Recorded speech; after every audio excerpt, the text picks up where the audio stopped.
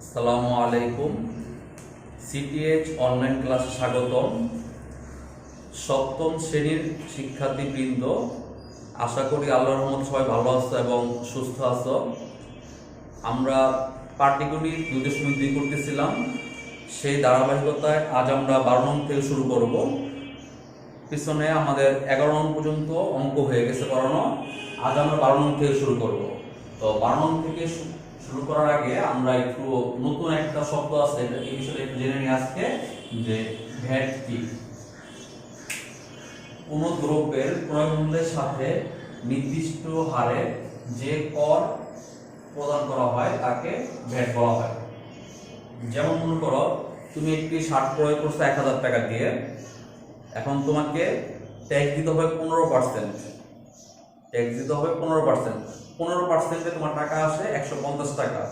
তাহলে দোকানিকে বা বিক্রেতাকে তোমাকে মোট টাকা দিতে হবে, শার্টের মূল্য হচ্ছে 1000 টাকা আর ভ্যাটের পরিমাণ হচ্ছে 150 টাকা। মোট 1150 টাকা তোমাকে দিতে হবে দোকানিকে।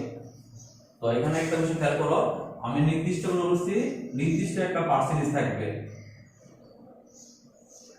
আমাদের দেশের ভ্যাটের হার সাধারণত 15%। তবে অঙ্কের ভিতরে যদি 4% থাকে তোমাকে 4% ধরতে হবে, যদি বলে 10% 10% ধরতে হবে। যেভাবে বলা থাকে তোমাকে এভাবে ধরে কাজ করতে হবে। আর এই ট্যাক্সটা হচ্ছে সরকারের আয়, এই ট্যাক্সটা হচ্ছে সরকারের আয়। এই ট্যাক্স দিয়ে সরকার উন্নয়নমূলক, দেশে যে উন্নয়নমূলক কর্মকাণ্ড হয় এগুলো সে করে থাকে। আচ্ছা, আর অন্যান্য কাজে, অর্থাৎ সরকারি কোনো খাতে এটা ব্যয় করা হয়, ট্যাক্স থেকে যে আয়টা হয় সরকারের। আচ্ছা, এখন ভ্যাট এর পূর্ণরূপটা একটু জেনে নিই। ভ্যাট এর পূর্ণরূপ হচ্ছে ভ্যালু অ্যাডেড ট্যাক্স। এর বাংলা অর্থ হচ্ছে মূল্য সংযোজন কর, বা সংক্ষেপে মূসক বলা হয়। সংক্ষেপে মূসক বলা হয়, ঠিক আছে।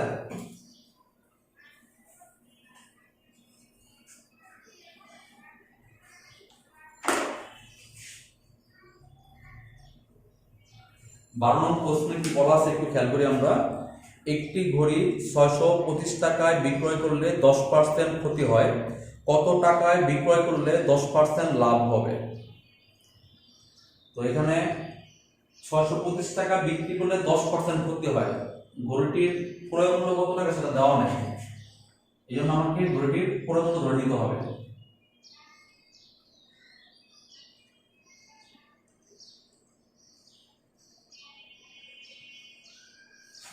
ধরি ঘড়িটির ক্রয় মূল্য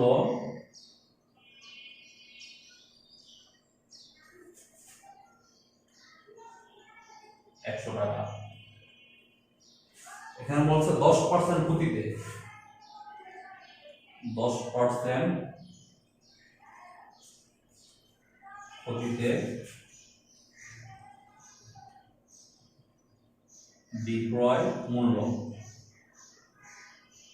আমাদের ক্রয় মূল্য ছিল 100 টাকা, 10% ক্ষতিতে বিক্রি করছি, অর্থাৎ আমাদের বিক্রয় মূল্য কমে যাবে। বিক্রয় মূল্য কি হবে? কমে যাবে। 100 টাকা ক্রয় করছিলাম, ক্ষতি হচ্ছে 10 টাকা, তাহলে আমি বিক্রি করলাম কত টাকা? 90 টাকা।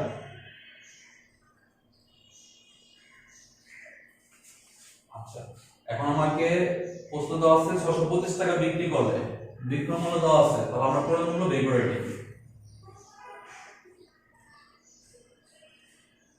বিক্রয় মূল্য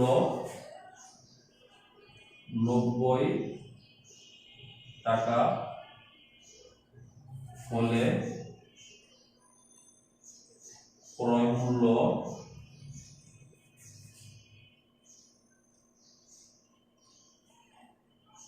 100 টাকা। এটা হচ্ছে বিক্রয় মূল্য 90 টাকা আর ক্রয় মূল্য হচ্ছে 100 টাকা। সুতরাং বিক্রয় মূল্য 1 টাকা হলে ক্রয় মূল্য নিশ্চয়ই কম হবে, কম হলে কি করতে হবে? ভাগ। আর প্রশ্ন দেওয়া আছে 625 টাকা, সুতরাং বিক্রয় মূল্য 625 টাকা হলে ক্রয় মূল্য বেশি হবে, বেশি হওয়ার কারণে উপরে গুণ করতে হবে, নিচে হচ্ছে 90, এই শূন্য কাটাকাটি, উপরে থাকে 6250, নিচে হচ্ছে 9। এখানে আমরা খেয়াল করি একটা বিষয়, উপরের সংখ্যাটা বড় আছে, তবে অঙ্ক যেহেতু এখন আমাদের শেষ হয় নাই, এই জন্য আমরা এখানে ভাগের যে কাজটা করা দরকার ছিল সেটা করার প্রয়োজন নেই, ঠিক আছে। আচ্ছা, প্রশ্নে আরেকটু আছে, কত টাকা বিক্রি করলে 10% লাভ হবে। আবার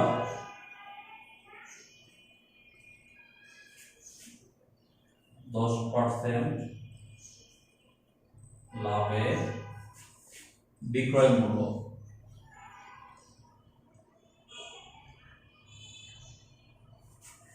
লাভ হলে বিক্রয় মূল্য বৃদ্ধি পায়, 100 যোগ 10 এত টাকা সমান 110 টাকা। এখন আমাদের প্রশ্নে কি আছে সেটা খেয়াল করি, কত টাকা বিক্রয় করলে, অর্থাৎ বিক্রয় মূল্য চাইছে, ক্রয় মূল্য আমাকে আগে লিখতে হবে, বিক্রয় মূল্য পরে লিখতে হবে। ক্রয় মূল্য 100 টাকা হলে বিক্রয় মূল্য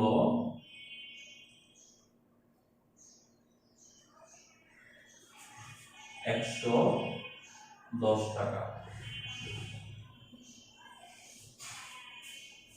সুতরাং ক্রয় মূল্য 1 টাকা হলে বিক্রয় মূল্য নিশ্চয়ই কম হবে, কম হলে ভাগ 100।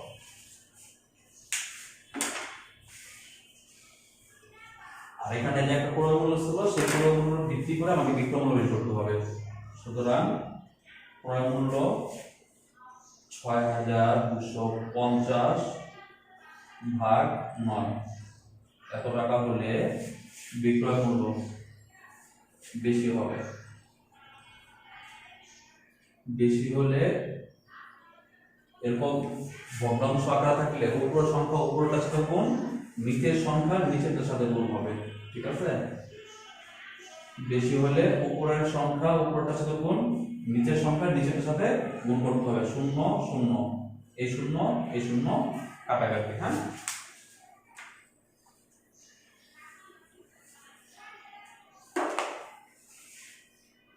এখন আমরা যে কাজটা করব, 11 এবং 625 গুণ করব। 11 গুণ 625 6875,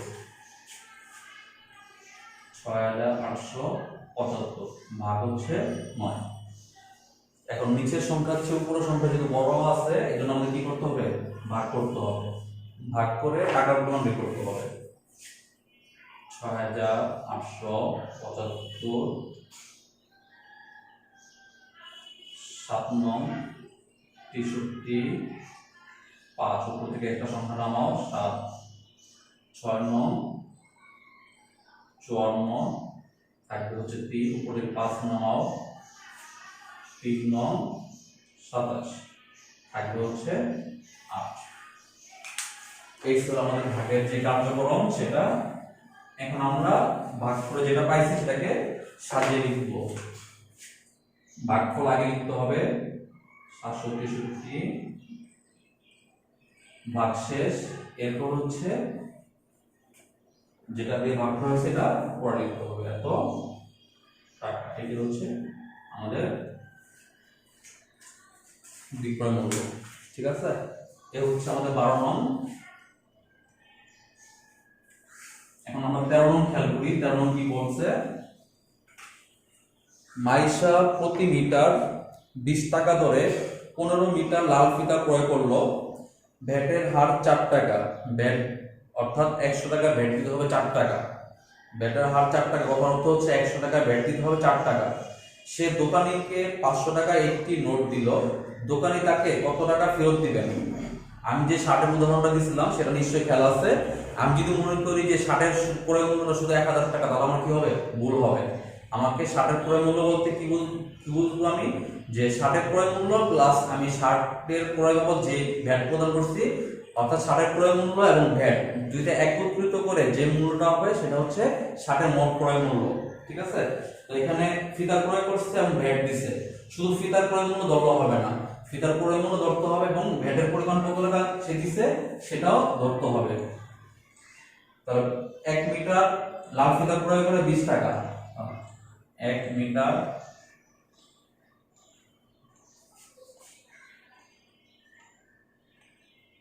ফিতার ক্রয় মূল্য 20 টাকা। হ্যাঁ, সে কিনছে কত মিটার?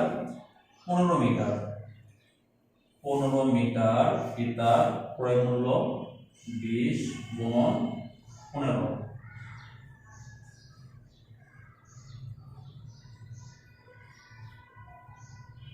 300 টাকা। এটা হচ্ছে ফিতার ক্রয় মূল্য 300 টাকা। এখন ভ্যাটের হার 4 টাকা, অর্থাৎ 100 টাকা ভ্যাট দিতে হবে 4 টাকা। ভ্যাটের হার 4 টাকা,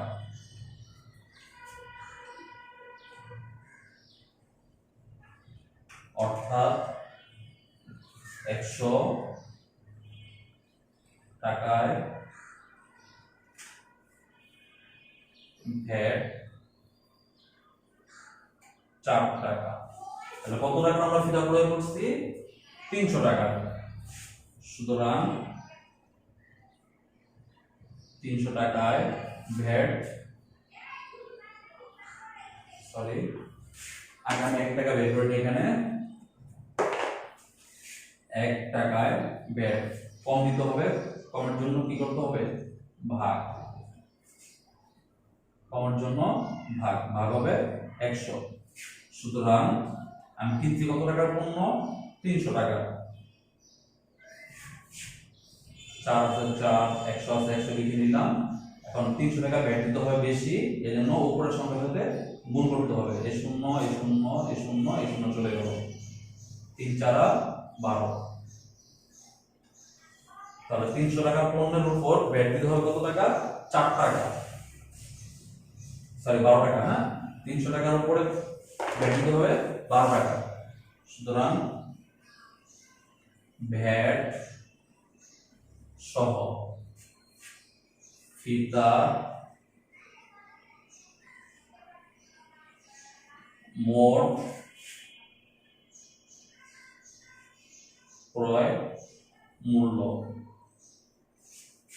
সমান 300 টাকা হচ্ছে ফিতার দাম, আর ভ্যাট দিতে হবে কত টাকা? 12 টাকা, সমান হচ্ছে 312 টাকা। তাহলে ভ্যাট সহ আমি দিব কত টাকা? 312 টাকা দেব। এখন খেয়াল করি মাইশার দোকানিকে, অর্থাৎ দোকানদারকে কত টাকা দিছে? 500 টাকা দিছে। সুতরাং দোকানি ফেরত দিবেন, তাকে 500 টাকা দেওয়া হয়েছে, আর ফিতার দাম কত টাকা? 312 টাকা। ভ্যাট সহকারে টাকা ধরতে হবে। হ্যাঁ, সমান হচ্ছে 188 টাকা। তাহলে দোকানদার তাকে ফেরত দিবে কত টাকা? 188 টাকা। হ্যাঁ,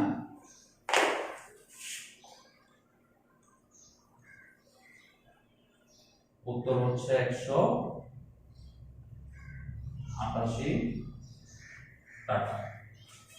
আচ্ছা, এবার আমরা পরবর্তী অংশে খেয়াল করি 14 নং অঙ্কে।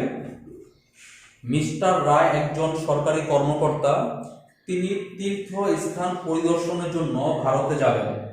যদি বাংলাদেশি 1 টাকা সমান ভারতীয় 0.63 রুপি হয়, তবে ভারতীয় 3000 রুপির জন্য বাংলাদেশের কত টাকা প্রয়োজন হবে? আমরা একটা বিষয় সাধারণভাবে জানি যে সব দেশের মুদ্রা মান সমান নয়, সব দেশের মুদ্রা মান সমান নয়। বাংলাদেশের মুদ্রা হচ্ছে টাকা, আর ভারতীয় মুদ্রার নাম হচ্ছে রুপি। তো বাংলাদেশের 1 টাকা হচ্ছে ভারতীয় 0.63 রুপি। এখন মিস্টার রায় একজন সরকারি কর্মকর্তা, সে ভারতে যাবেন ঘুরতে। এখন ভারতে ঘুরতে যেতে হলে অবশ্যই তাকে কি করতে হবে, আমাদের বাংলাদেশি টাকাকে রুপিতে রূপান্তর করে এরপর ওখানে তাকে লেনদেনের যে ব্যাপারটা সেই কার্যক্রম করতে হবে। যে কোনো জিনিস ক্রয় করবে, এক জায়গা থেকে আরেক জায়গায় যাবে, সেটা তাকে কি করতে হবে, সব কাজ রুপির মাধ্যমে করতে হবে। এখন এই যে সামগ্রিক কাজ, এই কাজ করার জন্য তাকে 3000 রুপির প্রয়োজন। এখন এই 3000 রুপির জন্য বাংলাদেশের কত টাকা লাগবে? 3000 রুপির জন্য বাংলাদেশের কত টাকা লাগবে? তাহলে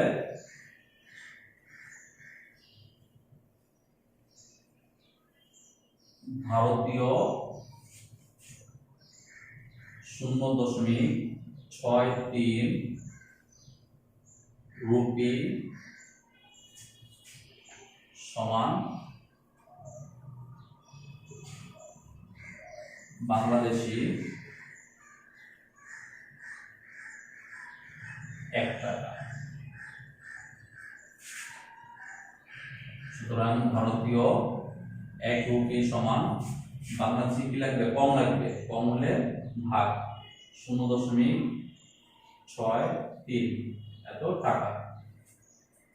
এখন মোট লাগবে কত টাকা? 3000 রুপি। তাহলে ভারতীয় 3000 রুপি সমান 0.63 রাস্তায় লিখলাম, বেশি লাগবে যেহেতু গুণ করতে হবে। এখন তোমরা যে কাজটা করবা, এটা সরাসরি ভাগ করে ফেলবে, সরাসরি ভাগ করে ফেলবে। হ্যাঁ, 3000 ভাগ 0.63।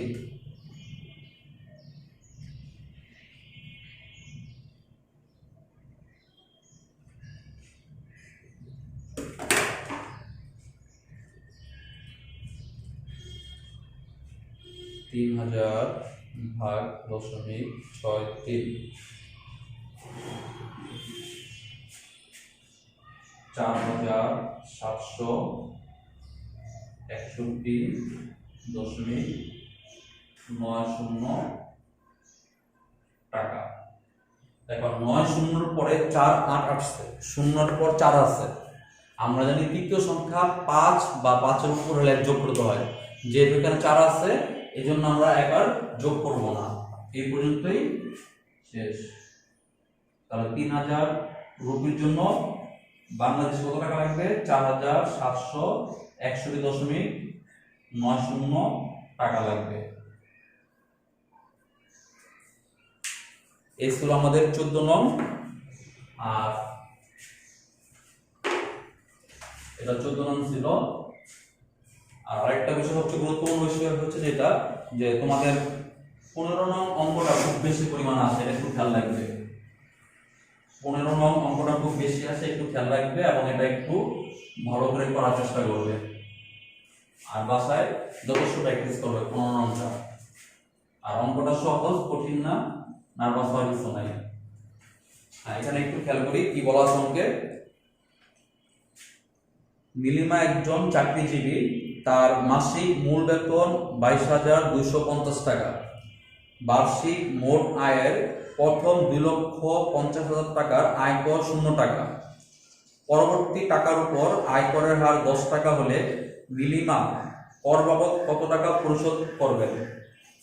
আচ্ছা, এখানে একটা বিষয় খেয়াল করি আগে, যে তার বাৎসরিক আয়ের পরিমাণ কত টাকা সেটা একটু আমরা নির্ণয় করে নিই আগে। আমরা জানি 1 বছর সমান 12 মাস। 1 বছর সমান 12 মাস। এখানে বলা আছে তার মাসিক মূল বেতন 22,250 টাকা, অর্থাৎ 1 মাসে সে পায় 22,250 টাকা। তাহলে 1 মাসে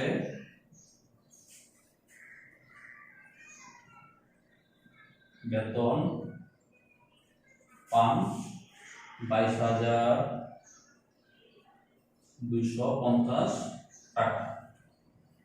বাৎসরিক, অর্থাৎ 1 বছর কত টাকা পায়? 1 বছর বলতে 12 মাস, 12 মাসে বেতন পান নিশ্চয়ই বেশি পাবেন, 250 গুণন হচ্ছে 12, এত টাকা।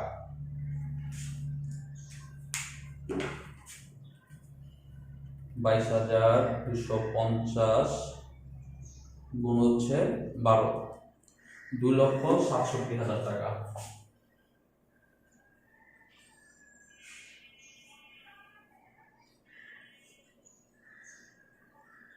এত টাকা সে আয় করেন।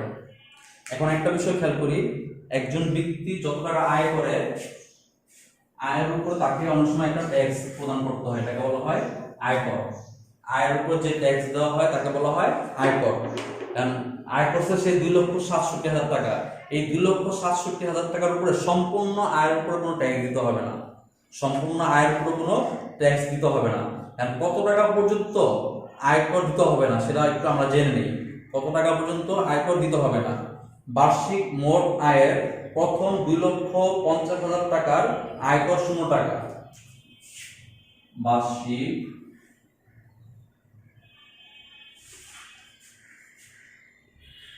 মোট আয়ের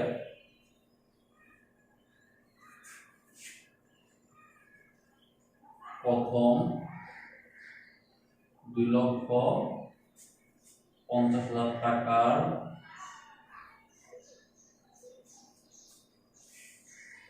এই কথাটা না লিখলেও হবে, তবে আমি বোঝানোর জন্য লিখে দিলাম এটা আয়কর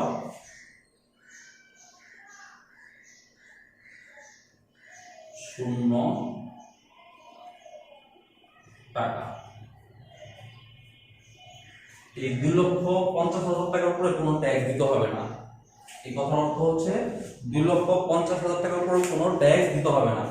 পরবর্তী যে টাকা আছে সেই টাকার উপর ট্যাক্স দিতে হবে, পরবর্তী যে টাকা আছে সেই টাকার উপর ট্যাক্স দিতে হবে।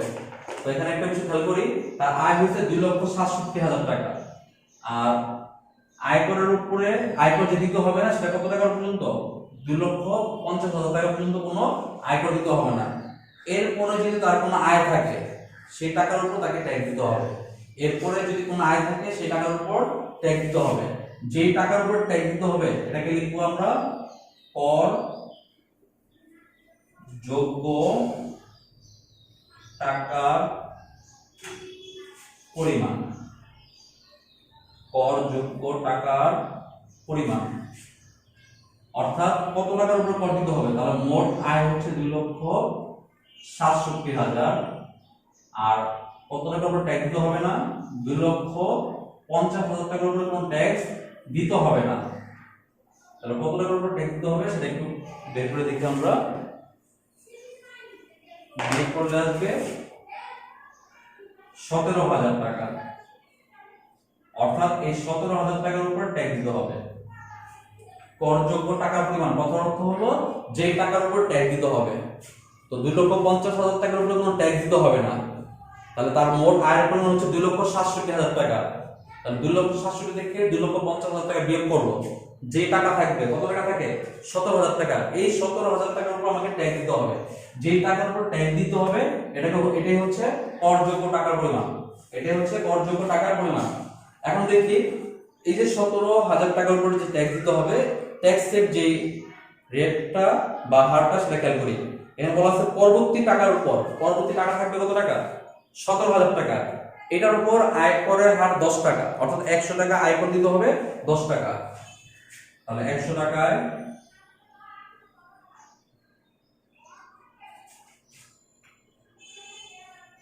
আয় কর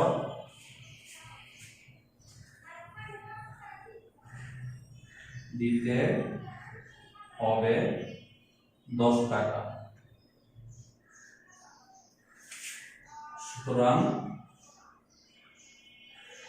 1 টাকায় আয়কর দিতে হবে 20 কম, কম হলে ভাগ। হ্যাঁ, আর করযোগ্য টাকার পরিমাণ হচ্ছে 17,000 টাকা। এখন খেয়াল করে দেখি 17,000 টাকার উপর ট্যাক্স দিতে হবে কত টাকা? 10 বেশি দিতে হবে যেহেতু এই জন্য গুণ করতে হবে উপরের সংখ্যার সাথে। হ্যাঁ, 17,000 নিচে হচ্ছে 100, এই শূন্য এই শূন্য এই শূন্য এই শূন্য কেটে দিলাম, থাকবে হচ্ছে 1700 টাকা। তাহলে তাকে ট্যাক্স দিতে হবে কত টাকা? 1700 টাকা ট্যাক্স দিতে হবে।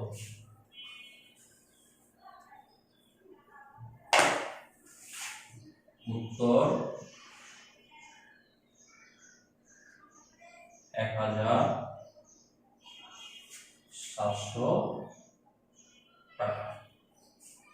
এই পর্যন্ত ছিল আমাদের অঙ্ক 12 থেকে 15। তো বাসার সবাই প্র্যাকটিস করো, আর অঙ্ক অবশ্যই প্র্যাকটিস করবে। তোমাদের কিন্তু পরীক্ষা কিন্তু নির্দিষ্ট সময়ের পরে কিন্তু অবশ্যই আশা রাখা যায় হবে।